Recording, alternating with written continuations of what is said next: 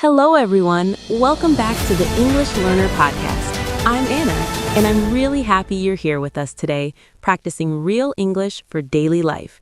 So please remember to subscribe and learn with us every day. Hi everyone, I'm Tom, and we're glad you're listening because today's topic is very useful. Giving directions, something we all need in real situations. Giving directions happens when you're walking on the street, shopping, traveling, or even just waiting outside a building. Yes, and it often starts when someone comes close and asks a simple question. When someone stops me, I first listen carefully and try to understand where they want to go. I do the same because understanding the place is the most important step. I usually answer politely and calmly so the person feels comfortable. A friendly voice makes people less nervous when they ask for help. If I know the place well, I start thinking about the easiest way to explain it. I think about distance, turns, and landmarks before I speak. Sometimes I say, go straight, because it's short and clear. I add for about 5 minutes to help them understand the distance. If they need to turn, I explain slowly and clearly. I like to say, turn left at the traffic light, or turn right at the corner. Landmarks are very useful, so I mention shops, cafes, or big buildings.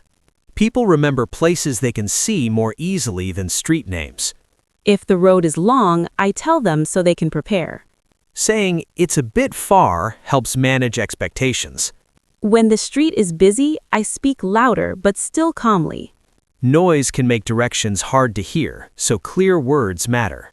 Sometimes people ask me again because they are confused.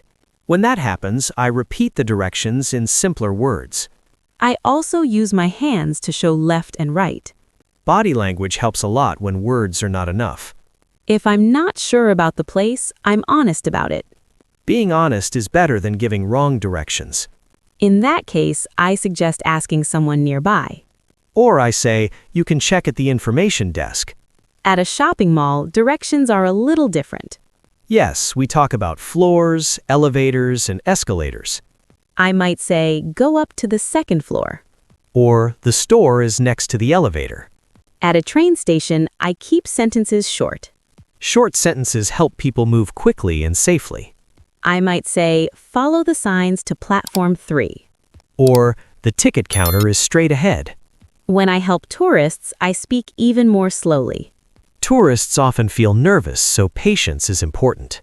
I sometimes repeat the direction twice to be sure. Repetition helps people remember better. I like to check understanding by asking a question. Asking, is that clear? Helps a lot. If they say no, I try another way to explain. Using different words can make things clearer. Giving directions makes me feel helpful. It also helps me practice English naturally. I notice my confidence grows every time I help someone.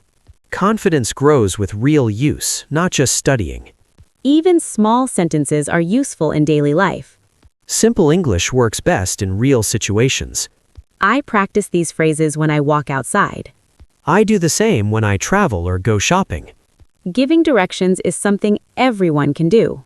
You don't need perfect English to help someone. You just need to be clear and kind. And willing to speak and try. Sometimes I also ask the person if they are walking or taking a vehicle. Are you walking or taking a bus? I do the same because the directions change depending on how they travel. If they are taking a taxi, I'd tell them simple instructions. Tell the driver to go straight, then turn left at the mall. I also add landmarks for the driver. You'll see the big clock tower on the right. When someone is on foot, I often mention small details like street names. Go past Main Street, then turn right at the bakery. Or I use stores and cafes as reference points. The pharmacy is on your left after the coffee shop. At parks, I explain paths and entrances. Walk through the main gate, then follow the path to the fountain. I also use time estimates. It takes about 5 minutes to reach the playground. When giving directions inside buildings, I describe floors. Take the elevator to the 3rd floor, then turn left. Or, the restroom is next to the stairs on the 2nd floor. When someone asks about public transport, I explain clearly. Take bus number 5 from the corner. It goes toward the station. I add waiting times. The next bus arrives in 10 minutes. When it's a busy street, I remind them to be careful. Walk on the left side of the street. I also warn them about crossing points. Cross only at the traffic light. Sometimes people ask for shortcuts. Is there a faster way to the mall? I respond with simple advice. Yes, go straight, then turn left at the small park. When someone is lost, I repeat the directions slowly and clearly. I break it down step by step. First straight, then turn right, then after the bakery, turn left. If they are tourists, I sometimes suggest apps or maps. You can check on Google Maps too. I add gestures to show the direction on a small map. See, the path goes like this. When giving directions to children, I use simple words. Go straight, then turn right at the tree. And I point physically so it's easier for them to understand. Sometimes I give advice for safety. Stay on the sidewalk. Don't cross the street here. I also say, follow the signs. It's safer and faster. I often summarize the directions at the end. So straight, left at the bakery, then you'll see the shop. I check their understanding. Do you understand, or should I repeat? If they look confused, I repeat in a simpler way. I sometimes draw the path quickly on paper if they ask. When giving directions in a market, I mention landmarks. Turn left at the fruit stall, then right at the bakery. And I warn about crowded places. It's busy there. Walk slowly. I also practice listening when someone gives me directions. So you go straight and turn left? I repeat what they say to confirm. Okay, I understand. I go straight and then left. Every small interaction helps me practice English naturally. And noticing details like landmarks, signs, or floors improves my speaking skills. Giving directions can also be fun because you learn new places. Yes, it's like exploring the city while practicing English. I try to imagine different scenarios: walking, taking a bus, driving, or inside buildings. And each scenario gives me a chance to use English in a real context. Even if I make mistakes, I can correct myself. Oops, I meant turn right, not left. And the listener understands better when you speak slowly and clearly. Every time I give directions, I feel more confident speaking English in daily life. Practicing real conversations is the best way to learn. Sometimes giving directions at night can be tricky, so I speak clearly and slowly. Yes, I also add safety tips like stay on the main street or avoid small alleys. When it rains, I mention shortcuts under covered areas. Walk under the shops to stay dry. I also warn about slippery areas. Be careful, the floor is wet here. Crowded streets make giving directions harder, so I repeat slowly and point with my hand. I also suggest quieter streets if possible. Take the side street, it's less busy. Sometimes people ask me about hospitals or clinics. Where is the nearest hospital? I respond with clear landmarks. Go straight, turn right at the pharmacy, the hospital is on your left. Police stations are important too. I explain, turn left at the gas station, then straight for 2 blocks. I also check if they understand. Do you need me to repeat it? Helping children is different. I use very simple words. Go straight, then turn right at the tree. I often use gestures for kids. Pointing left to right makes it easy for them. Elderly people sometimes need slower instructions. Yes, I repeat more often and use landmarks they can see easily. For schools, I explain paths and entrances. Enter through the main gate, then turn left. And for libraries, I say go straight, take the stairs to the 2nd floor, room 203. At malls, I explain elevators and floors. Take the escalator to the 3rd floor. The store is on your right. For food courts, I describe locations near landmarks. The cafe is next to the big fountain. If directions are complicated, I repeat in small steps.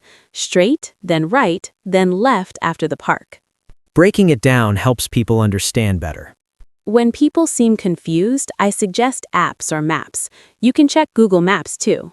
And sometimes I draw a small path on paper if they need it. Tourists often ask multiple questions, so I stay patient.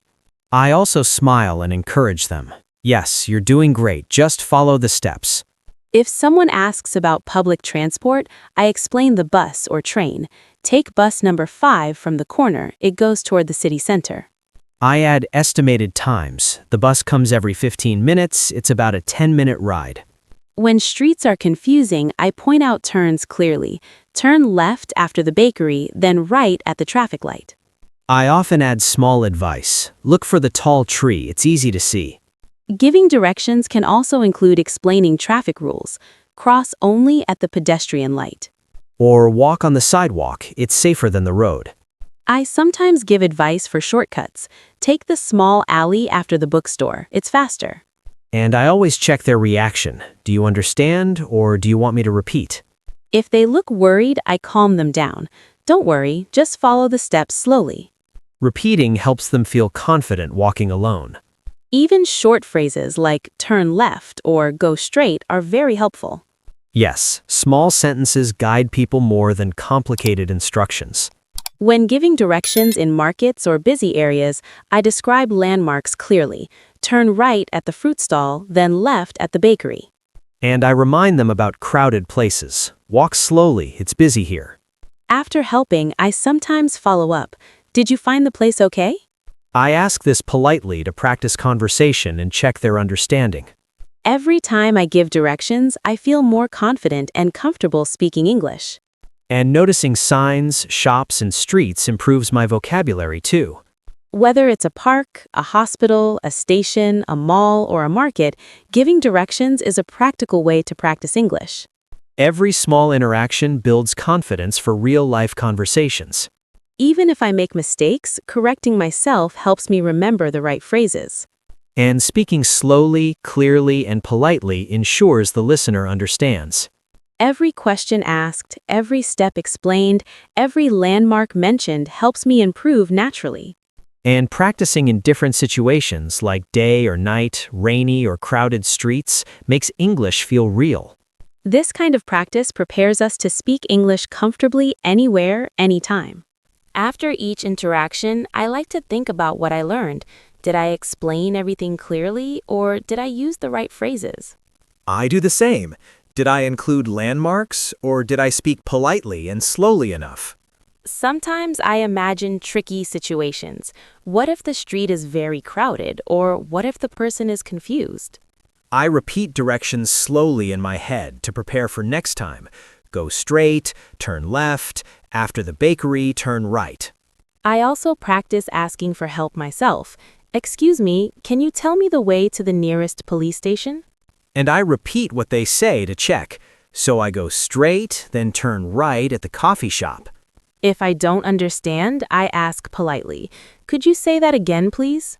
And sometimes I use gestures or my phone map to be sure. When it rains, I remember to mention safe paths. Walk under the shop awnings to stay dry. Or the sidewalk might be slippery. Take your time. At night, I also give safety advice. Stay on well-lit streets. Avoid small alleys. And pointing helps a lot. I show left, right, or straight with my hand. If someone asks about a hospital, I explain clearly. Go straight, turn left at the pharmacy. Hospital is on your right. I also add time estimates. It's about 5 minutes on foot.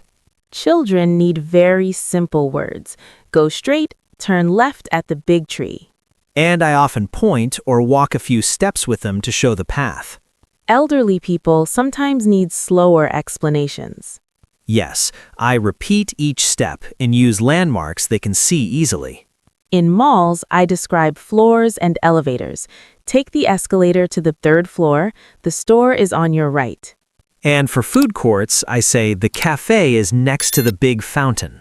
At train stations, I explain ticket machines. The machines are near the entrance. It's easy to use. And I give landmarks like the ticket counter is across from the stairs. Sometimes people get confused, so I repeat in simpler words. Breaking directions into small steps always helps. Tourists often ask several questions, so I stay patient and friendly. I smile and encourage them.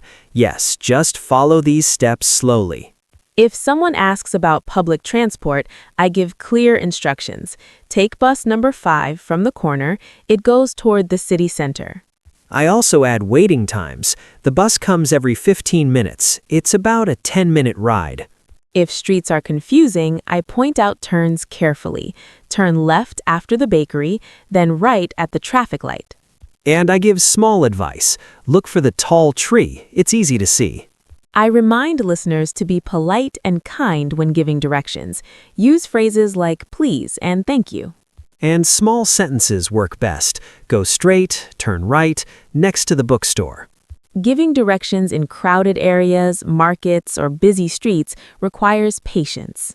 I speak slowly, point, and repeat if necessary. Sometimes I imagine mistakes and practice correcting myself. Oops, I meant turn left, not right. Correcting calmly shows confidence and helps learning. I also reflect on vocabulary I used: corner, crosswalk, intersection, bakery. And I try to use new words in the next interaction. After helping, I follow up politely. Did you find the place okay? Checking understanding builds confidence for both sides. Giving directions is more than language. It's kindness, too. Helping others while practicing English makes it meaningful. Even very short sentences are effective in daily life. And repeating steps or simplifying phrases works better than long, complicated sentences. I encourage everyone to practice giving directions wherever they go. Walking, taking the bus, visiting a park or mall, all are perfect chances to speak English. Every small interaction, every question, every landmark mentioned, every repeated step helps you improve naturally. Practicing in different situations, day or night, rainy or sunny streets, crowded or quiet streets, makes English feel real. Reflecting on each experience, even small mistakes, builds confidence and prepares you for real-life conversations. Every sentence you speak, every question you ask, and every direction you give is practice for fluency. We hope this episode inspires you to use English while helping others and exploring your city. Don't forget to subscribe, like, and share so you can practice English with us every day. Keep practicing, stay confident, and remember, every small conversation counts. We'll see you in the next episode. Keep exploring, helping, and speaking English in your daily life. Bye, everyone. Remember, each direction you give, every phrase you repeat, and every interaction makes your English stronger and more natural. Bye. Keep learning, keep practicing, and use English confidently wherever you go.